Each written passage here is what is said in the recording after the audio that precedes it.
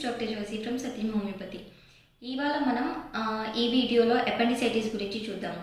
Appendicitis ఎందుకు వస్తుంది అంటే అపెండిక్స్ అనే ఆర్గాన్ బ్లాక్ అయిపోయినప్పుడు అది ఇన్ఫ్లమేషన్ అయ్యి దానిలో పస్ కానీ లేకపోతే ఇన్ఫెక్షియస్ ఫ్లూయిడ్ అనేది ఫిల్ అయినప్పుడు మనకి అపెండిసైటిస్గా మనము చూస్తాము. సో ఇది ఎందుకు వస్తుంది అనేది మనం ఈ వీడియోలో చూద్దాము. అపెండిక్స్ అంటే ఏంటి అంటే అసలు అపెండిక్స్ అనేది ఒక చిన్న ఫింగర్ షేప్డ్ ఆర్గన్ అన్నమాట.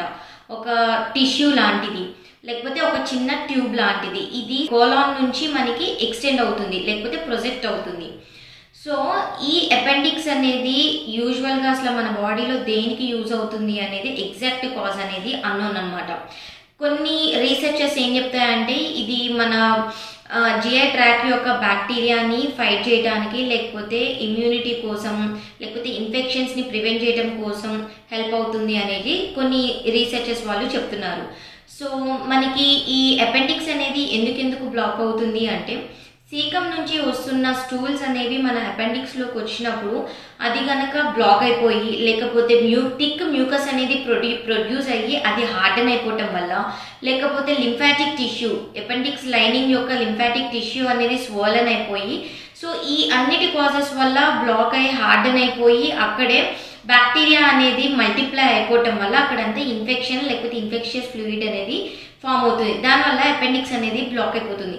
సో దీనివల్ల ఆ ఏరియా మొత్తం ఇన్ఫ్లమేషన్ జరిగి దానివల్ల మనకి అపెండిక్స్ అనేది వాయటం లేకపోతే స్వెల్లింగ్ ఆఫ్ అపెండిక్స్ అనేది జరుగుతుంది. ఈ కండిషన్ మనము అపెండిసైటిస్గా చూస్తాము. అపెండిసైటిస్ వచ్చిన వాళ్ళకి ఎటువంటి లక్షణాలు ఉంటాయి?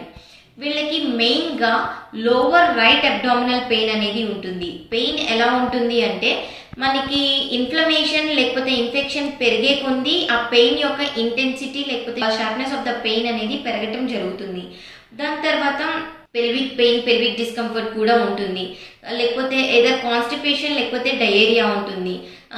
లేకపోతే మనకి అబ్డామినల్ ఫ్లోటింగ్ ఉంటుంది, ఫ్లాక్చులెన్స్ ఉంటుంది, లాస్ ఆఫ్ ఎపటైట్ ఉంటుంది. ఇన్ఫెక్షన్ వల్ల మనకి ఫీవర్, చిల్స్ అనేవి ఉంటాయి అన్నమాట.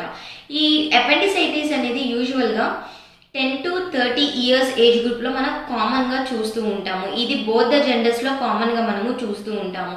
ఈ అపెండిసైటిస్ మనము కనుక్కున్న తర్వాత డయాగ్నోసిస్ జరిగిన తర్వాత వెంటనే కనుక ట్రీట్ చేయకపోతే ఆ స్వెల్లింగ్ ఆఫ్ అపెండిక్స్ ఏదైతే ఉందో అది బర్స్ట్ అనేది అవ్వడానికి ఆస్కారం ఉంది. దానివల్ల మనకి ఆ ఇన్ఫెక్షియస్ ఫ్లూయిడ్ అంతా అబ్డామినల్ క్యావిటీలోకి వచ్చేసి మొత్తం స్ప్రెడ్ అవ్వడానికి ఛాన్సెస్ ఉన్నాయి. దాన్ని పెరిటోనైటిస్ కండిషన్గా చూస్తాము. So peritonitis is the complication of appendicitis. అది డేంజరస్ లైఫ్ థ్రెటనింగ్ కండిషన్ అనమాట. సో అపెండిసైటిస్ ఉన్న వాళ్ళకి ఇంకొక సైన్ ఏంటంటే ఫిజికల్ ఎగ్జామినేషన్లో మనము ఆ పెయిన్ ఉన్న ఏరియాని ప్రెస్ చేసి మళ్ళీ రిలీజ్ చేసిన తర్వాత మనకి రీబౌండ్ టెండర్నెస్ అనేది ఉంటుంది. రిలీజ్ చేసే టైంలో మనకి సివియర్ పెయిన్ అనేది తెలుస్తుంది. సో ఇది కూడా మనం అపెండిసైటిస్ని డయాగ్నోస్ చేయడానికి వన్ ఆఫ్ ద సైన్గా మనము చూడొచ్చు.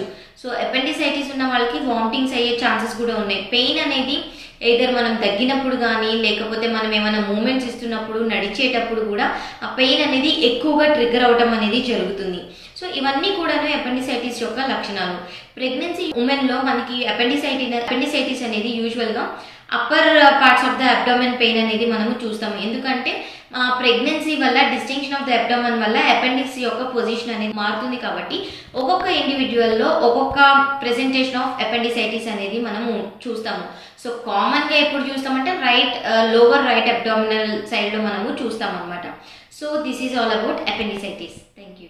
మా వీడియో కనుక మీకు నచ్చినట్లయితే లైక్ చేయండి, షేర్ చేయండి. ఇలాంటి మరిన్ని వీడియోస్ కోసం మా ఛానల్ని సబ్స్క్రైబ్ చేసుకోవడం మాత్రం మర్చిపోకండి. Thank you for watching.